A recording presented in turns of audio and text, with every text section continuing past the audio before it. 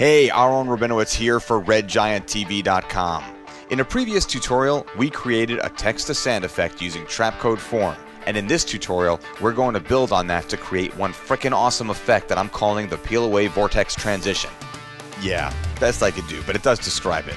Now before we go any further, if you have not watched Red Giant TV episode number 21, Lucky 21, creating a text-to-sand transition, do it now. I'm building from that project, and that means I'm not going to explain much of the basic setup here. It would just take too much time. So here I am in After Effects with a project in which sand coalesces into text. Just to review, here's some of the settings you may have played with in that previous tutorial. In my text wipe pre-comp, I've got text with the linear wipe effect. It has a wipe angle of -90 degrees and a feather value of 20. It also has two transition completion keyframes so that it goes from 100% down to 0% over about 3.5 seconds, creating a simple wipe-on effect. We also have our build-up composition where things are somewhat the opposite. There's a solid with a linear wipe effect that has a wipe angle of 90 degrees and a feathering of 100. Over time, its transition completion values go from 0 to 100%, creating the wipe-off that we're seeing. Now these two compositions are sitting in our main comp. Again, I explained all of this previously. We're going to turn off motion blur to make previewing this stuff a little easier. It creates a lot of overhead and slows things down a lot. Next, with my form layer selected, I'll go into the effects panel, and in Form's base form settings area, I'll set the base form to box strings. You may notice that on the text, this has created some jaggedness along the angles. So I'll go into the string settings and I'll set the density to 30, which makes the strings more dense, which kind of packs them in a little bit better. Then in the timeline, I'll select my form layer and I'll hit enter to rename it to strings. A quick RAM preview, and you can see that now, instead of dust becoming text, strings now appear to come together into text. You may notice some odd noisy behavior. This will stop happening when the transition ends, and it's not something that you'll see at all with motion blur turned on. Now I'm not using blur right now, so I thought I'd mention it so that you didn't wonder. Okay, next, in the project panel, I'll select my text wipe and build up compositions, and I'll hit Control D or Command D on a Mac to duplicate the compositions. Then I'll double click on Text Wipe 2 to get into the composition, and with my text pre-comp selected, I'll go into the effects panel and I'll select the linear wipe effect. Then I'll hit Control D to duplicate the effect, which creates linear wipe 2, and then I'll set the duplicate's wipe angle to 90, essentially reversing the direction. Then in the timeline, I'll hit U to reveal all of the transition completion keyframes, and I'll select the transition completion keyframes for linear wipe 2, and I'll choose Animation, Keyframe Assistant, Time Reverse Keyframes. Then I'll move those keyframes down in time about 8 frames. What we've just done here is created a wipe for our already existing wipe. So as it wipes on, there's another wipe wiping it off almost immediately afterwards. In fact, 8 frames afterwards. Now, as far as my duplicated build-up composition, I'm not going to do anything to it right now. I'm going to leave it alone, but later we're going to need it to create a wipe-off properly. You'll see.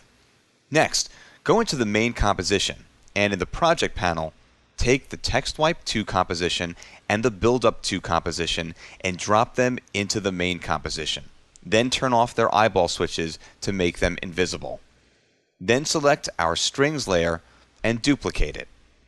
Then rename the duplicate to Sparks. With the Sparks layer selected, go into the effects panel and in the form effect, get into the base form settings and set the base form from strings to box grid. This gives us back our dust-like particles. Go into the layer map settings and in the color and alpha area, under layer, set it to text wipe 2. Go into the fractal strength area and set the layer pull down to build up 2. And then go into the disperse area and set the layer pull down to build up 2 as well. Okay, so right now, build up and build up 2 are the same, but later they won't be. Again, this will be important in reversing the transition. I'm going to solo the sparks for a moment. And as you can see, as I scroll through time, we have a lot of concentrated particles where the text is located, but not a lot of it floating around. I'd like to shift that a bit. So with the text wipe 2 pre-comp selected, I'll hit Alt or Option and page up at the same time to nudge the layer back a frame in time, and then I'll do it again. Basically want to bring them back 2 frames. You could also just drag and move it. I'm kind of reminded of a scene from News Radio where Joe Rogan said, "Hey, we've updated the phone system to make it easier to call 911. Just dial *37. Yeah. Anyway, okay, the basic setup is done. But to make this easier to preview, I'm going to pre-render each of the form layers. You don't have to do this, but for the purposes of making a tutorial, I can show this stuff with faster feedback than if I were working with the actual particles. You may find it's worth pre-rendering in general if your text is locked down and you're satisfied with your particle animation. Now, a very fast explanation on how to do that. Solo the strings layer so that only that layer is seen. Then hit Control-M or Command-M to make a movie, or rather to add the comp to the render queue. In the render queue, click on the Output module, and then in the Output module settings, make sure the format is set to QuickTime. And then in the Format options, make sure the codec is set to Animation, a lossless codec that can contain alpha. Okay, then set the Channels pull-down to RGB plus alpha, meaning render the video embedded with the transparency information. Finally, set the color pull down to straight instead of pre-multiplied. If you're not familiar with a straight render, you can find a tutorial on my site called Straight versus Pre-Multiplied, which explains the difference. That site is allbetsareoff.com. Anyway, render this and do the same thing for the sparks layer. Then import footage as you normally do. Okay, I'm back in here and I've turned off the form layers and I'm using the rendered footage instead. Again, I'm only doing this to speed up my previews for the tutorial. Let's do a quick RAM preview. Okay, it's starting to look pretty good. Let's add a glow to both the strings and the sparks. Select the strings layer, and again, in this case, this is just a rendered video of the strings layer, but this would normally be your strings layer with the form effect applied to it. And then choose Effect, Stylize, Glow. And in the effects panel, in the glow settings, set the glow threshold down to 50. As you can see, this gives our text a much more metallic look. Then in the timeline, I'm going to select the glow effect, and I'll copy it by hitting Control-C or Command-C on a Mac, and then I'll select my sparks layer, and I'll hit Control-V or Command-V to paste it. Also in the timeline, I'll set the sparks layer's transfer mode from normal to add, which makes the particles get even brighter as they run over other bright colors. Do a RAM preview, and this is shaping up nicely. Now let's dress this up a little bit. I'll drop this background into the composition at the bottom of the layer stack order. I made this in After Effects, but you could use any texture that you want, maybe a rock or a tree bark or the ground, whatever floats your boat. Also, with my strings layer selected, I'll choose Layer, Layer Styles, and I'll choose to add a drop shadow. Now you can play around with the settings, but I'll stick with the default settings so that we can move on. Next, I'll hit Control-Y to create a new solid, and in the solid settings, I'll call it Ramp. I'll also make sure that it's the same size as the composition, and I'll click OK to confirm its creation. Then, with the solid selected, I'll choose Effect, Generate, Ramp. And in the effects panel, I'll set the start color to a reddish brown. Yeah. And then I'll set the end color to a yellow-brown mustard-like color. Then in the timeline, I'll set the ramp layer's transfer mode to color. And then as I see that the colors are a bit too intense, I'll hit T to reveal the opacity, and then I'll set the opacity to 75%. Yeah, okay, that looks good. Next, I want to add a flare to help transition on the text. So I'll hit Control-Y to create a new solid, and I'll name it Flare. I'll also make sure it's the same size as the composition, and I'll click OK to confirm its creation. With the flare layer selected, I'll choose Effect, No Light Factory, Light Factory. In the effects panel, I'll click on the word Options at the top of the effect, and in the Options dialog, I'll turn off every flare element except the glow ball. And then I'll select the glow ball property and I'll turn off do ring. Then I'll click on the add flare element button, and I'm actually making that name up. I have no idea what it's called. And in the dialog, I'll choose to add a stripe by double clicking on it. I'll click close to get out of the dialog, and then I'll click OK to confirm the changes. In the timeline, I'll set the flare's transfer mode to screen, but the flare color is a bit too saturated. So with the flare selected, I'll choose Effect, Color Correction, Hue and Saturation. And then in the Effects panel, I'll set the master saturation down to -60.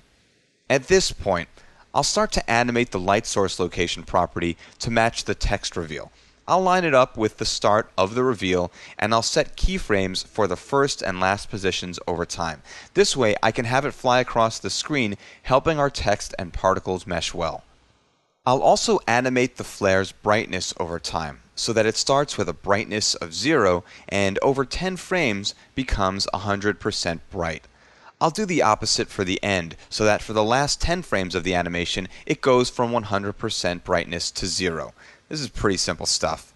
But one cool thing that I'll do is Alt-click on the flare's scale property to add an expression, and I'll type in wiggle, open parentheses, 5, 0.25, close parentheses, which means that the size of the flare will change 5 times a second up to 25%, creating a random, somewhat organic flashing of the flare. Finally, I'd like to add in a new black solid by hitting Ctrl-Y, and in the dialog, I'll name it Vignette. Then I'll set its color to black. Then I'll make sure it's the same size as the composition, and then I'll click OK to confirm. Then with the vignette layer selected, I'll add an elliptical mask by double-clicking on the elliptical mask tool. Then I'll go into the timeline and I'll set the mask mode to subtract. Then I'll hit F to reveal the mask's feather property, and I'll set it up to 160.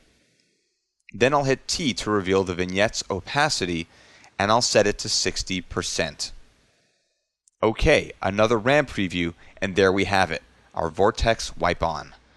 But now to reverse it, since you'll probably want to wipe your text off with it as well. Oh, you people are so destructive. So, go into the text wipe composition and set the linear wipe effects angle to 90. And then in the timeline, hit U to reveal the transition completion keyframes, and then with the keyframes selected, choose Animation, Keyframe Assistant, Time Reverse Keyframes, so that it now starts with a transition completion of 0% and ends with a value of 100%. As you can see, we've reversed the text wipe. Now it's wiping off from left to right. We did the same thing in the text to sand tutorial. Then go into the build-up composition and set the linear wipe effects wipe angle to -90 degrees, and then again reverse the transition completion keyframes. Now, you might want to do the same sort of thing with the build-up to composition to reverse the sparks, but I'd leave it alone. You could reverse it in a similar way so that the sparks fly out from the text, but I think the transition looks pretty cool with the particles coming into the text while the strings peel away, thus the whole vortex thing. That's why I wanted a duplicate of the original build-up comp. I altered the original to reverse it, but I still have the duplicate with the original settings. Now, in the main composition, you'll need to move both the text wipe 2 and the build-up 2 layers back in time about 7 or 8 frames for the timing of the sparks to match. It'll vary from project to project, but if you don't do this, the particles don't end up in sync with the rest of the animation due to the changes we made to the pre-comps that affect the strings. You may also need to play with the lens flares keyframes as well. Anyway, a quick RAM preview, and there you go, a really cool wipe-off effect. Now you can use this effect for many things, including transitioning people on and off. I'm using a clip from Crowd Control, my company's huge library of pre-keyed alpha stock footage. You can find this clip and about 45,000 more at my website, allbetsareoff.com, and there's a bunch of free clips for you to play with there if you want to try this out. I'm ultimately going for the effect you're seeing on your screen. But do you see how in this video the strings break apart vertically, whereas they broke apart horizontally in the text example? Well, Form, as it turns out, can't do this natively. In Form, the strings can only be arranged horizontally, not vertically.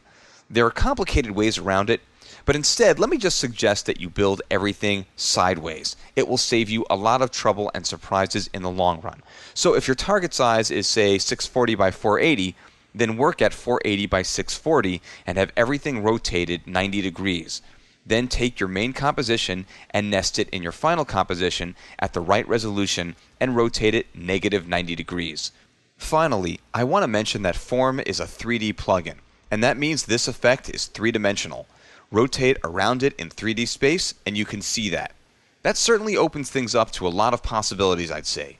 So if you were to set the particles in Z to a higher number, maybe 5, with a low Z size, maybe 15 or so, you can rotate a little and have the effect of 3D text, but expect slow renders as you're adding many, many more particles.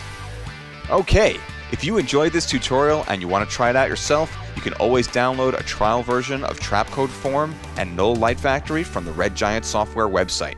And just for watching this tutorial, we're going to give you a discount on Trapcode Form and Null Light Factory. Go to redgiantsoftware.com/promos to get this and other special Red Giant TV deals. Now these are time-sensitive discounts. They won't last forever. All coupon codes expire 7 days from the launch date of each tutorial. So again, go to redgiantsoftware.com/promos to get the coupon codes for the most current Red Giant TV discounts. Once again, I'm Aharon Rabinowitz for redgianttv.com. See you next time.